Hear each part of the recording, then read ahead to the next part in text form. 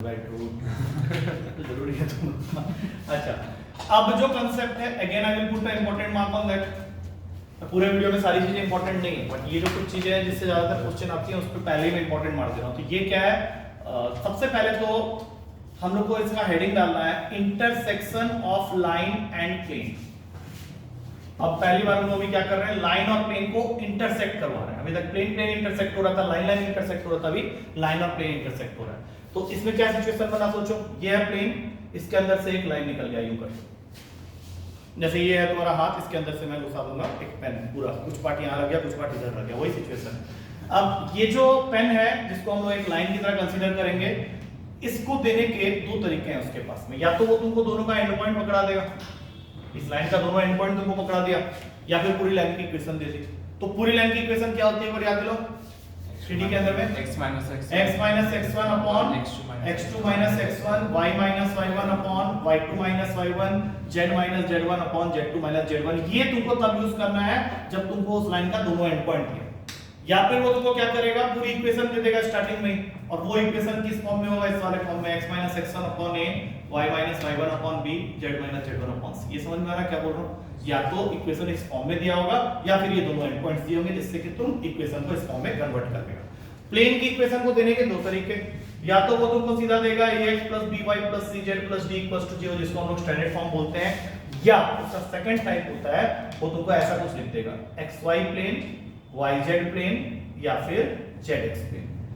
दोनों ही type of question में उसकी रिक्वायरमेंट क्या है कि तुम उस पॉइंट का कोऑर्डिनेट बताओ जहां पे ये लाइन इस प्लेन को इंटरसेक्ट कर रहा है। xy प्लेन में z 0 है, दैट्स इट। देखो अभी उस पे जाएंगे हम लोग, बट उससे पहले तुमको करना क्या है, मतलब ठीक है वो जो तुमने बोला बिल्कुल सही है कि xy प्लेन का मतलब है z is 0, yz प्लेन का मतलब है x is 0 and zx plane का मतलब है y is 0। That is okay, but उसका यूज कैसे होगा? देखो सबसे पहला काम क्या करो, चाहे इस फॉर्म में दिया हो या तुमने इस फॉर्म में कन्वर्ट किया हो, फर्स्ट स्टेप यही होगा कि लाइन की इक्वेशन को चाहे इस फॉर्म में हो या इस फॉर्म में इक्वेट इट टू k या लैम्डा, जो भी कांस्टेंट है। तो सपोज कर लो इसी को कंसीडर करते हुए चलते हैं, तुमने इसको k के इक्वेट कर दिया, तो क्या यहां से x y और z की तीन अलग-अलग वैल्यूज तुम निकाल लोगे, और ये x y z और कुछ नहीं, ये वाला पॉइंट ही है जो कि आएगा k के टर्म्स में। अब इस k की वैल्यू को अगर हम लोग फाइंड आउट कर लें तो क्या मुझे पॉइंट मिल जाएगा? तो उसको करने के लिए अगर तुम्हारा प्लेन इस फॉर्म में दिया हुआ है तो सीधा xyz की जो भी वैल्यू तुम निकालोगे उसको उठा के कहां पुट कर दोगे, इसके अंदर।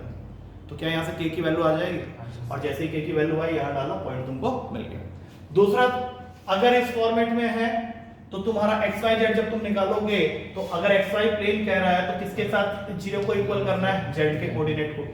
z के कोऑर्डिनेट को 0 के इक्वल कर दोगे तो क्या वहां से k मिल जाएगा, फिर उसको x और y में डालेंगे तो यहां से एक वैल्यू आएगी, यहां से एक वैल्यू आएगी, और ये तो 0 है, इस ऑप्शन में वो को टिक मारो।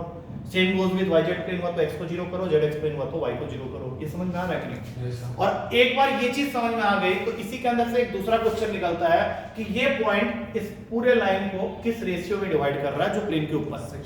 सेक्शन फॉर्मूला तो है ही, बट इसका मैंने एक शॉर्टकट तुम लोगों को बताया था, अगर याद हो, m/n is equals to minus का ax1 plus by1 plus cz1 plus d upon में ax2 plus by2 plus cz2 plus d। ये फॉर्मूला कहां पे किस कंटेक्स्ट में मैंने बताया था, याद है वो? बिल्कुल याद है, बहुत बढ़िया आता है। ये मैंने स्ट्रेट लाइन चैप्टर में बताया था कि सपोज कर लो एक लाइन सेगमेंट को ज्वाइन करने वाले दोनों एंड पॉइंट पता है, और एक लाइन इसको ऊपर से कट कर रहा है, ax plus by plus c equals to 0। तो ये इसको किस रेशियो में डिवाइड करेगा? तो अभी नोट्स भी चेक करेगा, तो जो गाली खाना है यहाँ पे खा लो। बाकी टीचर से वीडियो बनाना, गाली नहीं देता, मैं गाली जरूर दूंगा, मैं उसके बिना मेरा पेट नहीं भरता है। बाकी तो ऐसा दिखाने का कोशिश करेगा कि टीचर लोग, बच्चा लोग तो 37 साल लोग बैठा हुआ है, हाँ वो अपना पढ़ाया जा रहा है, कोई बोल रहा है, मैं गाली नहीं दूंगा, मेरा मन नहीं भरेगा। एक बार स्टेटमेंट नोट्स में जाओ, वहाँ पे शॉर्टकट्स का सेकंड पॉइंट देखना है, वो चेक करो। सब लोग कॉपी लाया कि नहीं?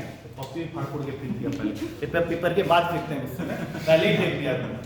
एक बार कॉपी चेक करो, उसमें ये फॉर्मूला है कि नहीं, जस्ट वेरीफाई। चोरी कर ली सकता। वेरी गुड, तुम्हारा सामान तुम्हारे हाथ से निकल जाता है, शादी के बाद प्रॉब्लम होगा तुमको। देखो यहाँ पे शॉर्टकट्स देखोगे, स्ट्रेट लाइन चैप्टर का पीछे जाओ स्टार्टिंग में 10th क्लास जहाँ खत्म हुआ था वहाँ पे 4 शॉर्टकट चिपकाए थे, उसमें मिलेगा जाके। तुम एब्सेंट हो गया होगा बीच में कहीं, पीछे फेल करना बहुत गंदा है। ये हंस रहा है बैठ के, तुम्हारा कॉपी नहीं है, तुम्हारा हालत देख के लगता है कॉपी। फोन में पढ़ा है, फोन में पढ़ा है। फोन में पड़ा नोट्स अब देखो अब पता चल गया ना किस लिए मना करता हूँ फोन में, क्योंकि फोन वाला फोन में ही रहता है, फोन से बाहर थोड़ा ना निकलेगा।